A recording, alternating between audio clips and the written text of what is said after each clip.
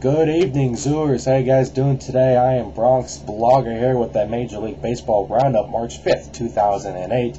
And not a lot of stuff going on right now in the world of baseball. We got your spring training games. We had another outstanding pitching performance. We'll get to that in just a minute. But real quick, there's a little more issue with the whole steroids thing. A New York congressman he asked the FBI today to drop the investigation on Roger Clemens because what Clemens going through right now, he's saying that he's suffered enough from the probe into the steroid use and possible perjury.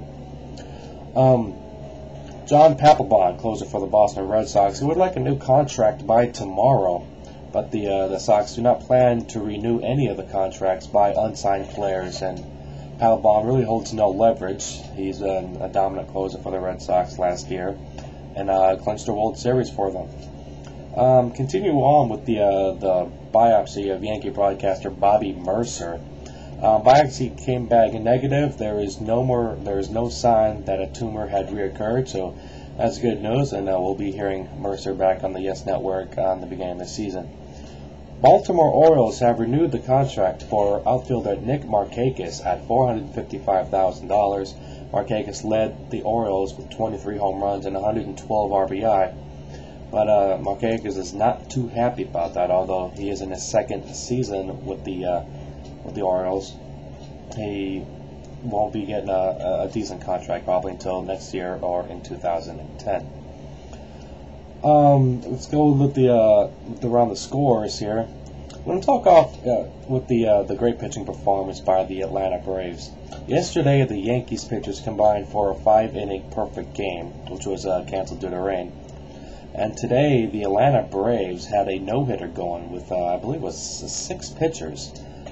The Braves came within 1 out of a full 9-inning no-hitter until Danny Sandoval hit a deep double, and the Atlanta Braves wound up winning 4-1 on that one hit. Cincinnati over Boston is 7-6. Detroit over Pittsburgh 4-1. Florida topping the Baltimore Orioles 2-1. Houston over Tampa Bay 8-4. We'll get into that later. Detroit over the Philadelphia Phillies 6-2. That is a split squad game for the Phils. And the other Phillies team defeated the Toronto Blue Jays 6-1. Washington over St. Louis 6-5. Mets over the Dodgers 3-2. The Twins defeating the New York Yankees, handed them their first loss of the season 7-5. Seattle over Anaheim 6-5. The White Sox over the Rockies 5-2. Arizona squeaks by the Cubs 5-4. Kansas City topping San Fran 3-1.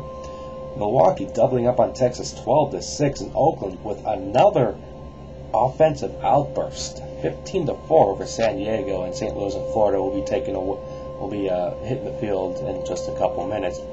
Now, coming into today, there are only 2 teams undefeated in spring training. As the Yankees, they were 2-0. Tampa Bay, they're 4-0. Both teams lost today, so there are no more undefeated teams in spring training.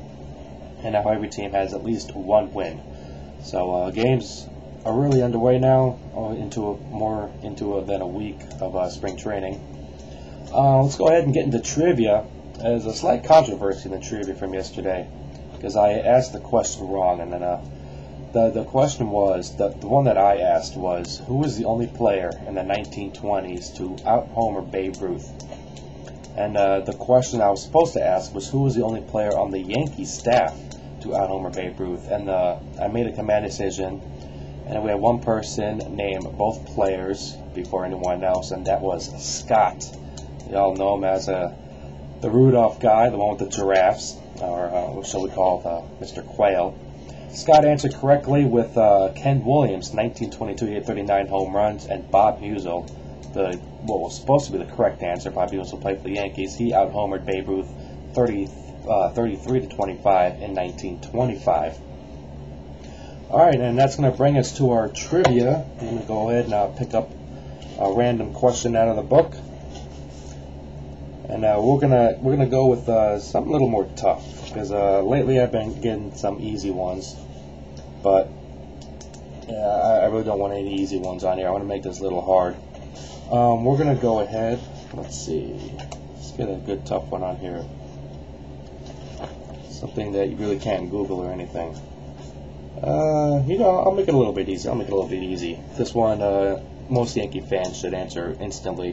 What pitcher went the longest between 20 win seasons?